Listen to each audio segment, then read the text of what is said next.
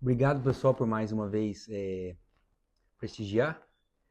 O tema de hoje é o ser e a paixão de Cristo. É um tempo muito propício, né? É a quaresma, quase Semana Santa. Mas a reflexão que eu quero trazer hoje não é teológica, né? Como sempre, né? A nossa proposta aqui não é teologia propriamente dita, porque é melhor deixar as pessoas mais qualificadas para isso, né? Como o próprio título está dizendo, eu estou falando da relação entre o ser e a paixão de Cristo. Ou seja, como é de hábito aqui, a gente vai tentar fazer um pouco de filosofia, de metafísica, é, a partir daquilo que é a verdade fundamental, né? Que é Cristo, basicamente. Então, a gente acredita aqui que não tem muito como fugir disso, né? Então, tudo que se refere a Cristo deve ter um significado não só quanto à vida de piedade ou quanto a, digamos assim, a religião, como vulgarmente se pode entender, ou a doutrina. Tudo que diz respeito à vida de Cristo tem que ser verdade em todos os níveis. E se a metafísica, tão esquecida, vilipendiada, um pouco abandonada nos últimos anos, nos últimos séculos, modernidade adentro, se essa metafísica ainda existe, eu acredito que existe, e eu acho que a vida intelectual é isso, e é viver essa metafísica, né? Não é só falar no abstrato. É óbvio que também a metafísica tem que dizer respeito a Cristo e tem que encontrar seu fundamento nele. Embora a gente possa tratar as coisas separadamente por método, mas é um dado da realidade, porque não tem como separar o ser de si mesmo. Isto é, se tudo é sustentado no ser a cada momento, e se o princípio fundamental que tudo sustenta no ser é Deus, e Cristo é o Logos, e o Verbo se fez carne e habitou entre nós, e o Verbo estava com Deus e o Verbo era Deus, é inevitável, ao falar do ser, remetemos a Cristo. E como eu dizia, tudo que Cristo faz tem que então remeter ao ser. Quando ele ensinava, as parábolas que ele dizia, as pessoas que ele curava, e o que a gente vai falar hoje, quando ele passa pela paixão. Ele vai sofrer para remissão dos pecados. Ele vai morrer para isso e depois vai ressuscitar. Focando então na cruz, na paixão, estamos diante do quê? Em primeiro lugar, um espanto, um transbordamento do ser de maneira tal que é inefável. A cena das mulheres diante da cruz de São João e das duas pessoas que estavam ali nos dá a entender um silêncio absoluto, é estar diante da incompreensão. A gente falava na aula anterior sobre como isso de fato pode ser comparado a um momento de incompreensão, que é seguido de um momento posterior com a ressurreição, com Pentecostes e tudo mais. Mas falando só da cruz, é a incompreensão pelo que acontece diante dos nossos olhos. E vejamos, se a gente pensar que o Verbo que estava com Deus e que era Deus e que é o fundamento de todas as coisas e que não só criou todas as coisas, mas sustenta todas as coisas e desde a eternidade, desde sempre era o que é, ele de repente como que se rasgando do céu, primeiramente o mistério do Natal, ele encarna, isso já é espantoso. Mas mais espantoso ainda, sendo quem ele é, filho de Deus Pai, e continua assim, mesmo na hora da cruz e na hora da sua morte, o que é mais misterioso ainda, aquele que é Deus encarnado morrendo, que parece um paradoxo em termos, e porque Deus não morre, e de fato a gente poderia tentar na teologia explicar isso melhor, mas se explique-se como se explique-se. O fato é que se está diante de algo inefável, indizível, não tem como falar exatamente isso. O fato é que aconteceu e que o ser fundamental veio como que rasgando o universo para nos resgatar. Então sublinho a palavra, o ser fundamental, melhor dizendo, o fundamento de todos os seres, o verbo que se fez carne, sublinho o verbo, e agora eu sublinho veio para nos resgatar. Alguns antigos filósofos de tradição platônica diziam que todas as coisas, no fundo, participavam de ideias que, no fundo, eram pensamentos de Deus. Eles eram pagãos, falavam de Deus assim filosoficamente. É uma imagem pobre perto de Cristo que tem diante de nós, que é a verdade revelada, mas mesmo assim a gente pode usar isso um pouco para pensar. Imagine então que Deus é tudo, tudo que ele cria, de certo modo, ele já tem como seu pensamento e ele ama. E aí, esse mesmo Deus, no alto de toda essa sabedoria, porque ele é a sabedoria, ele ama o homem de maneira tão violenta, talvez esteja aí uma chavinha de interpretação para quando Cristo fala que o reino dos céus dos violentos, que ele, como dizer assim, entre aspas, porque não é bem assim, mas eu peço licença poética para fazer isso entre aspas, ele abandona o alto da sabedoria violentamente em busca do homem. Porque não tem como não fazer isso violentamente. Qualquer coisa que nos tire do lugar, que seja indevida, qualquer violência física, qualquer injustiça moral, nós podemos falar de violência. Tanto mais Deus abandonado sofrendo na cruz. Violência que ele vai recolher dos seus próprios algozes, né? No corpo e na alma. A alma de Cristo salvai-me, né? Isso é uma descrição muito pobre ainda, mas é alguma coisa que dá para mais ou menos vislumbrar o tamanho desse mistério da cruz. É a suma verdade e o sumo amor ao mesmo tempo.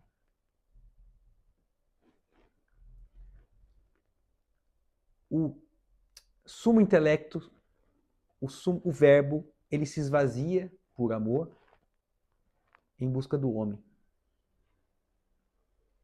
Então, quando nós vemos ele na cruz, resta só o silêncio, a incompreensão diante de algo que é evidentemente maior do que qualquer coisa que se pudesse imaginar.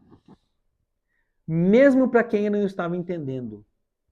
Porque aquilo é tão real e irradia um absurdo do ser tão grande que de fato a gente não vai entender. A gente só vai contemplar. Então nós contemplamos o ser superabundando, um transbordamento do ser que nos paralisa diante do mistério. A nossa relação com a cruz é uma relação com o ser que não abarca o ser. Não, é o ser que nos abarca, é o ser que nos toma. E ele nos toma não positivamente pela completude, como quem mostrando quem ele é, como quem apaziguando nossa inteligência, como quem apaziguando nosso amor, como quem apaziguando nossa alma. Ele nos toma de maneira violenta, constrangedora, com sofrimento, e é assim que tem que ser. Da ressurreição podemos falar depois, mas a cruz é assim. Então é uma experiência vital com o ser, que envolve toda a nossa alma, isto é, o nosso intelecto, que tenta compreender e não compreende o incompreensível, a nossa vontade, que deveria se dirigir com um amor que corresponda a isso. Então podemos resumir, nesse primeiro preâmbulo, a experiência da cruz em algumas palavras: incompreensão, esvaziamento, porque é o Deus que se fez homem, e se esvazia mais ainda ao aceitar sobre si para a justiça e para a salvação a cruz. Incompreensão, esvaziamento, violência, refletida talvez no rasgo do véu do templo no momento que ele morre. A descrição dos evangelhos deixa claro que o momento que ele morre move não só os corações, mas move todo o universo. E com esses elementos-chave, eu gostaria de refletir sobre 3 dimensões da vida, nas quais eu espero aqui tentar aplicar esses elementos-chave da cruz, ou seja, incompreensão, esvaziamento, o ir violentamente por amor, em busca do bem, etc. A primeira dessas 3 esferas é a própria vida interior. O que isso significa para a vida da alma. A segunda das 3 esferas é o que isso significa para a contemplação do mundo e busca da verdade no mundo. E a última das 3 esferas é o significado para isto no tempo. Então separo em vida interior, mundo e tempo. Talvez pudesse falar o eu, o mundo e a história. Começando com a primeira. O eu. Ora, se é verdade que Deus me sustenta no ser a cada momento, e é, como metafisicamente nós já evidenciamos na primeira aula,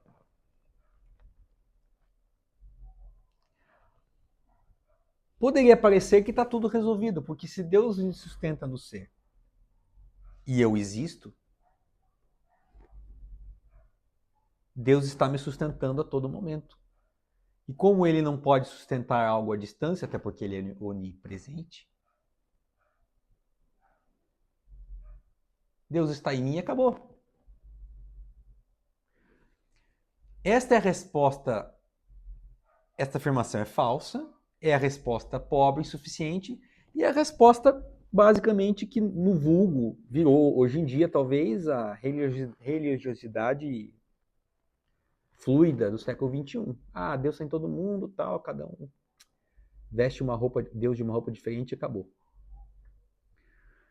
Mas isso não é verdade porque, evidentemente, no interior da alma humana, e aí não tem como lutar contra os dados da experiência, reside uma angústia, um sofrimento, um sentimento de incompletude. Então, se fosse assim, estava tudo certo, de onde veio essa incompletude toda?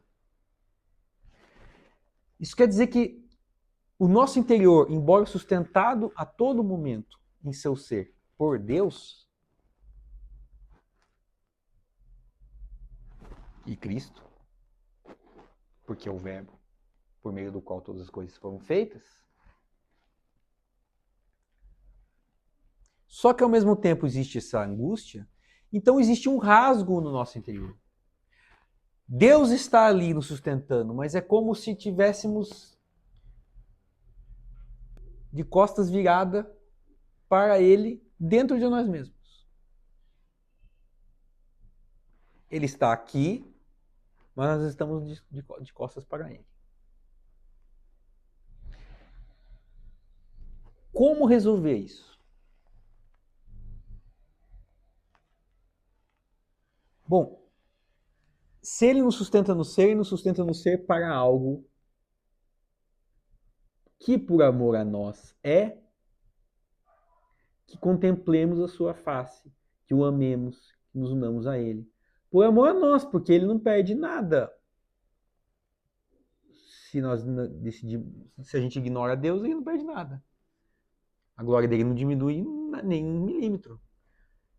Mas é por amor a nós que não só ele está nos está sustentando, mas ele nos está o tempo todo nos chamando, nos atraindo. E é por isso que, como eu falava antes, no paradoxo da cruz,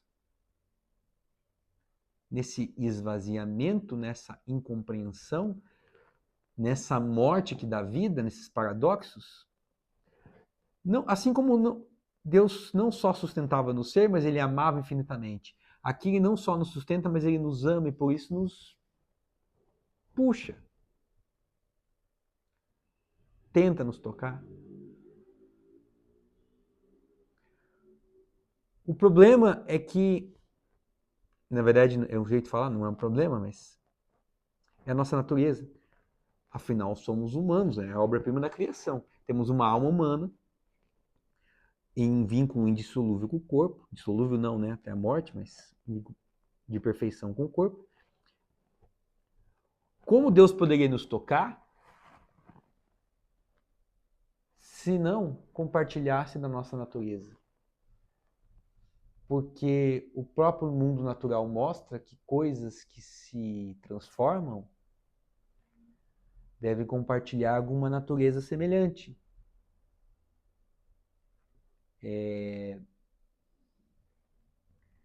Não é possível que o fogo se crie com o gelo.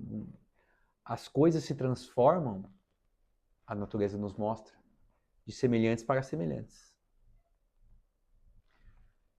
E isso é uma imagem pobre, que é a da natureza, mas talvez sirva um pouco para mostrar que se Deus quer nos tocar, deve Ele assumir a nossa natureza. No entanto, como esse rasgo era no nosso interior, era não só um rasgo, mas era um rasgo basicamente indissolúvel, porque o nosso pecado causa um estrago infinito por definição. Tema não quero entrar nisso agora, mas assumindo. Além de assumir a nossa natureza pela encarnação, ele precisou suprir essa lacuna infinita que o nosso pecado cometeu. E isso só é possível morrendo em nosso lugar. Senão morreríamos nós. Então a cruz de Cristo, a água e o sangue que jorram dele, é o toque no interior da nossa alma que nos faz ser possível reencontrar Deus por meio de Cristo, encarnado e na cruz.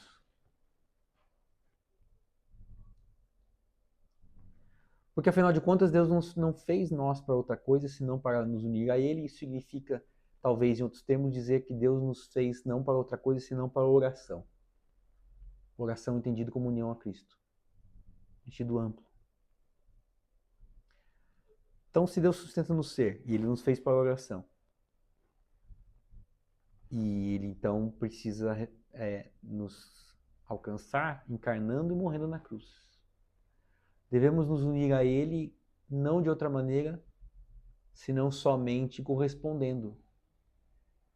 Para corresponder ao crucificado, é preciso estar crucificado, porque semelhantes só tocam semelhantes. Responder ao crucificado no interior da nossa alma significa o grande mistério de simplesmente não fazer nada a não ser acolher esse amor da cruz.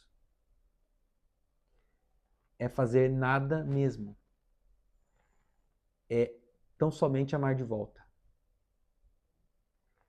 É não ir atrás como quem vai numa caça atrás de uma verdade, como os antigos filósofos faziam, de maneira nobre, mas faziam. É não buscar uma riqueza, não buscar nem mesmo uma grandeza interior.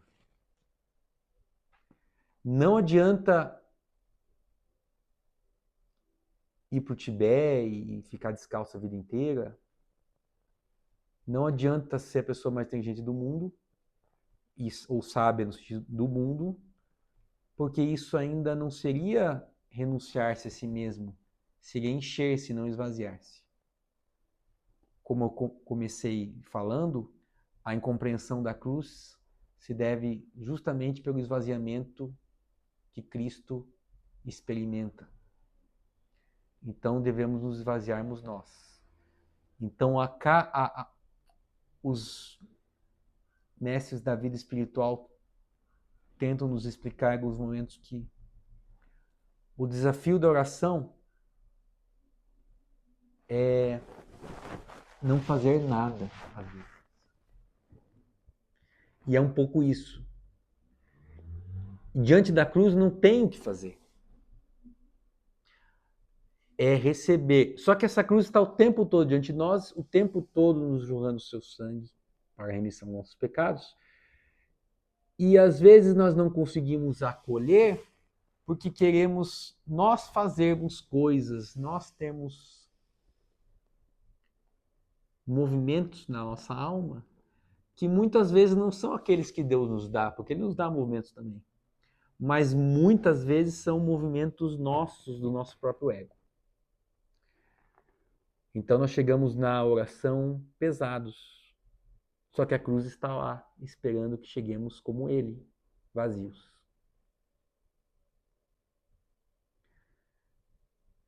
Essa é talvez o significado da cruz na oração.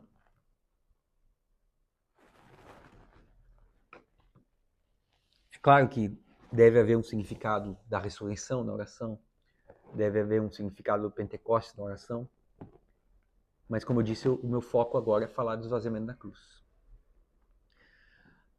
A primeira esfera era do eu com oração, então. A segunda esfera, como eu falava, é o do mundo. E como a gente pode falar do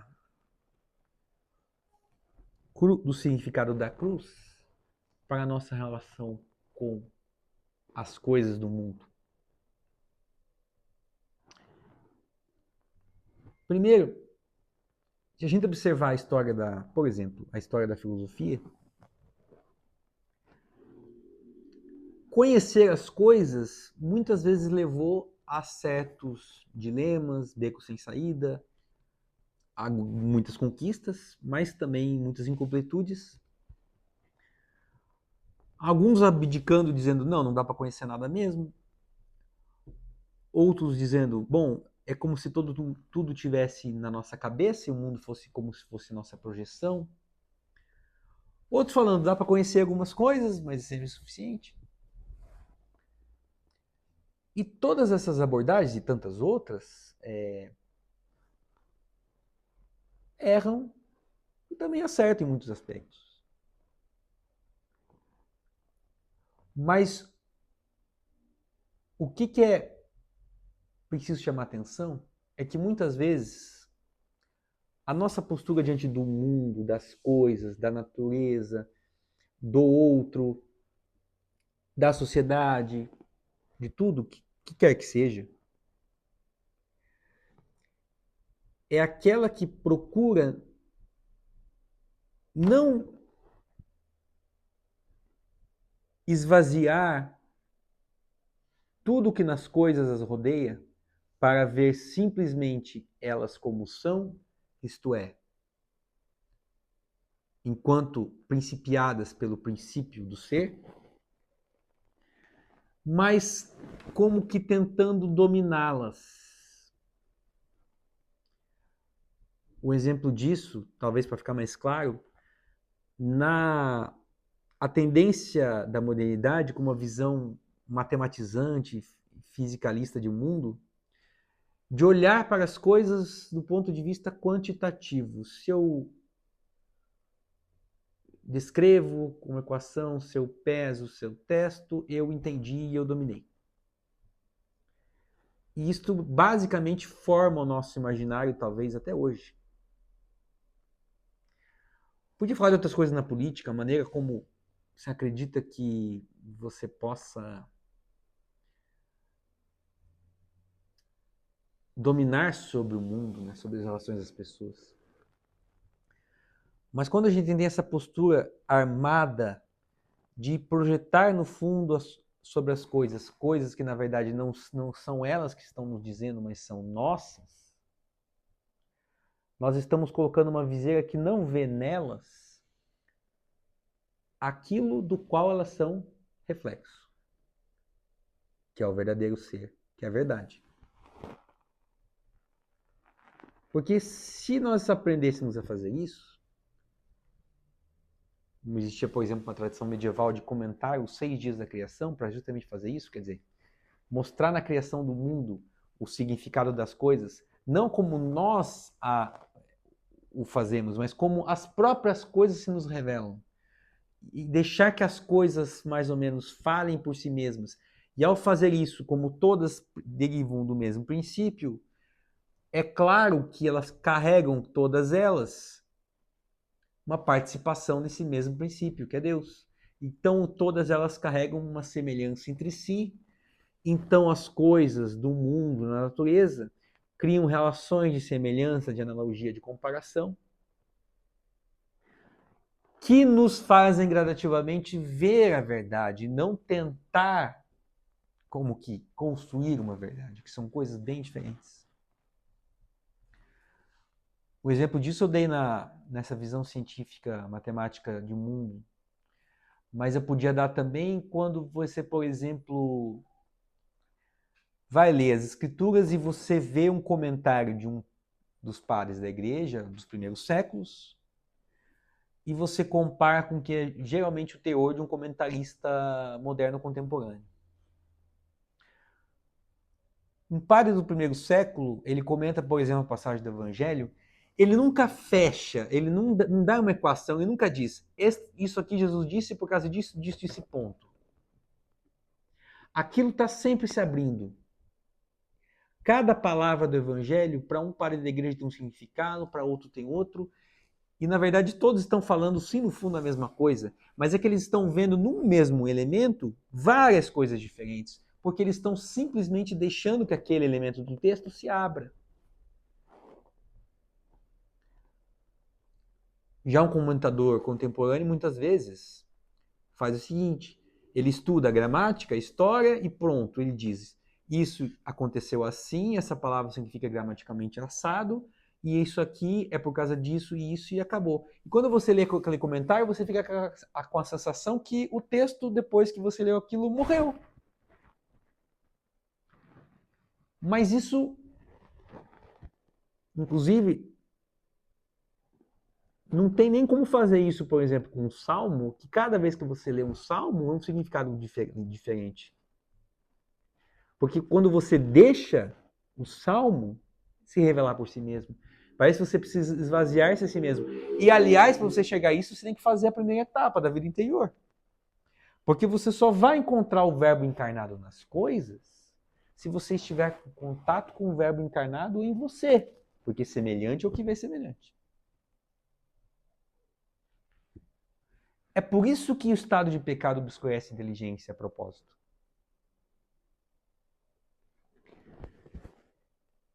Então, o absurdo e a incompreensão da cruz tem que se concretizar no absurdo, no nosso esvaziamento, do nosso calar-se, e tem que se concretizar com a postura de colocar-se diante do mundo como um mistério, tal como a cruz é um mistério. Para que ele nos fale e não nós falemos no lugar do mundo.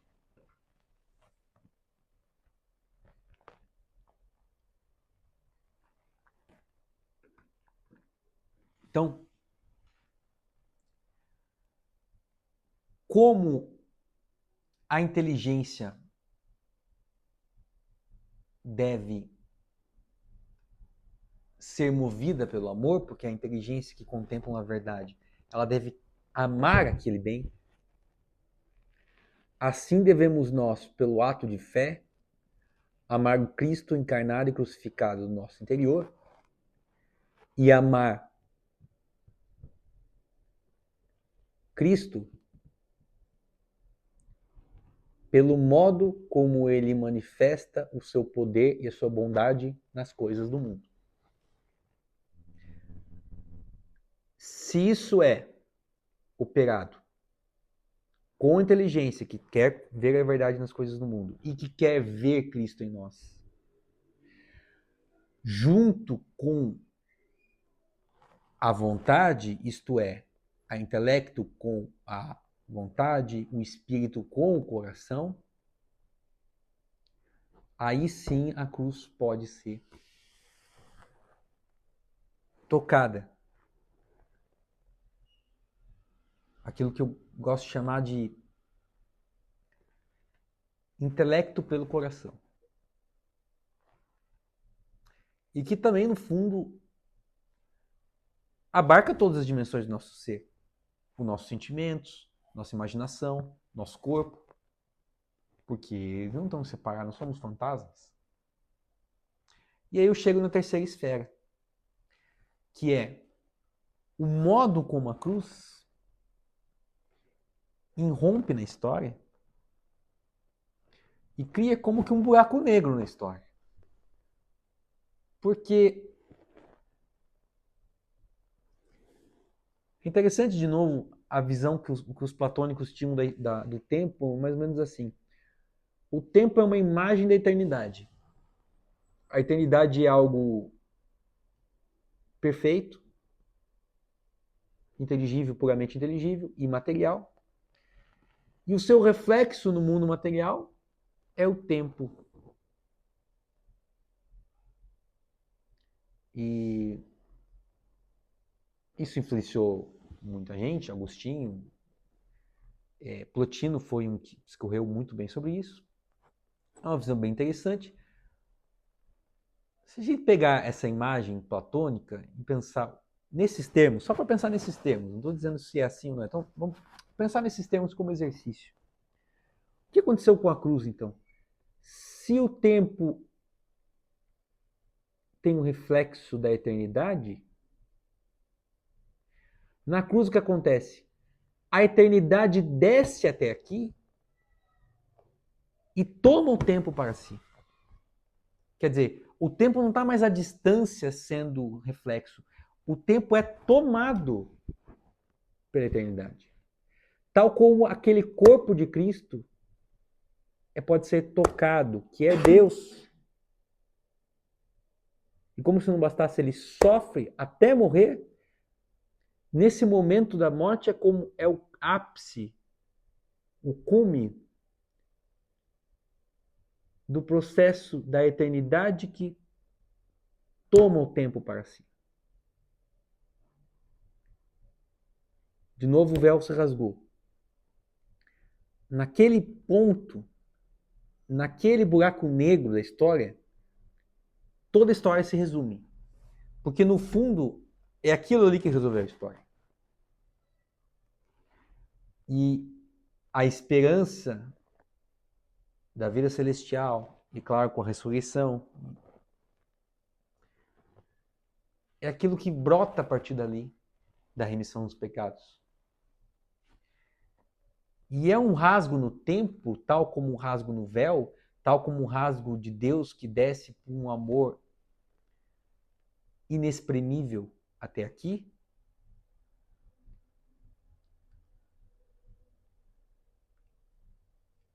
É um rasgo no tempo que não desestrutura o tempo, mas ao contrário, ele também o redime. E eu chamo aqui de tempo, na verdade, os processos, as ações, os eventos, cada momento. Então, se sem Cristo na cruz, o tempo era só o tempo, as coisas passando e acontecendo, sem grandes significados, agora, o Senhor da eternidade, ele mesmo se apresentou ao tempo. Redimiu o tempo, isto é, redimiu a história. E tal como nós, cada um, quando em estado de graça e com Cristo habitando, com a vida da Trindade em nós, somos pequenos Cristos, e tal como nós, tudo que fazemos, se pela graça de Cristo, é Cristo em nós operando, tudo que ocorrer nos eventos do tempo, não no mesmo grau que nós, estou fazendo uma analogia, tudo que ocorrer como evento no tempo pode ter um significado sobrenatural. É só com a cruz que cada pequeno ato de amor pode significar a eternidade. Tem um ponto do Forja de São José Maria Escrivá que ele fala uma coisa parecida. Ele fala algo assim: não olhe para a importância do que você faz. Na verdade, pode ser uma coisa que não tem importância nenhuma. A grandeza daquilo é o quanto você faz aquilo com amor. O significado brota não da coisa, mas do amor com o qual você faz a coisa. Um ato de segurar um bebê no colo que está chorando. Um ato de contemplação, de parar durante 10 segundos e perceber a abundância do ser de um pôr do sol, só pode ter um significado para a eternidade com o Cristo crucificado. Só pode ter um significado porque ele encarnou. E só pode ter um significado porque ele morreu para nos resgatar. E como a natureza geme em dores de parto, como diz, se não me engano, São Paulo, também ela, de certo modo, espera uma restauração. E também o tempo, e também as coisas, e o significado das coisas, e, portanto, o significado do pôr do sol, o significado de uma pequena ação. Ou seja, que o desenrolar das coisas agora adquirem um significado enquanto participantes do mistério da encarnação e da cruz. Isto é, o tempo e a história. Então, para fechar, a cruz é um paradoxo de incompreensão, é uma coisa que nos desarma, nos esvazia. Diante dela, nós podemos fazer isso que eu gostaria de chamar aqui de uma metafísica da incompreensão, que é um jeito meio estranho de falar, porque geralmente a gente fala de metafísica e a gente está tentando compreender o ser. Mas é uma metafísica da cruz, ou melhor, que parte da cruz, é aquela que se deixa em compreender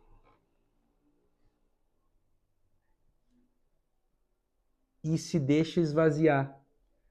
Porque tudo que façamos no nível da nossa compreensão, devemos fazer no nível da nossa vida. Eu falava da união do espírito com o coração, do intelecto com a vontade. Se metafisicamente há uma incompreensão, que na nossa vida, que a vida seja como quem está diante de um absurdo, de uma incompreensão. E que a isso só pode responder simplesmente aceitando.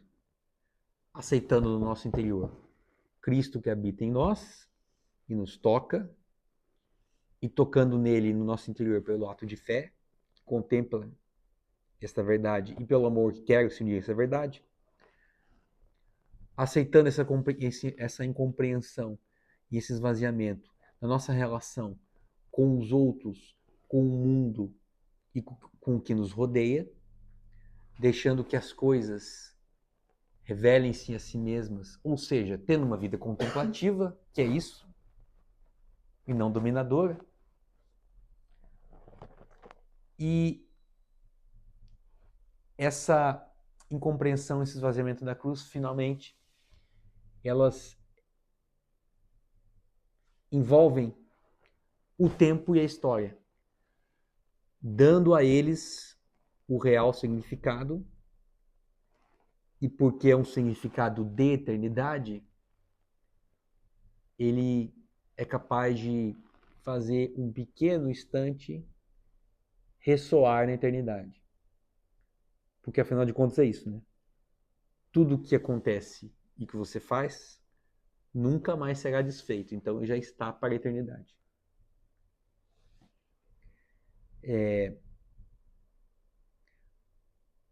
Por hoje é isso.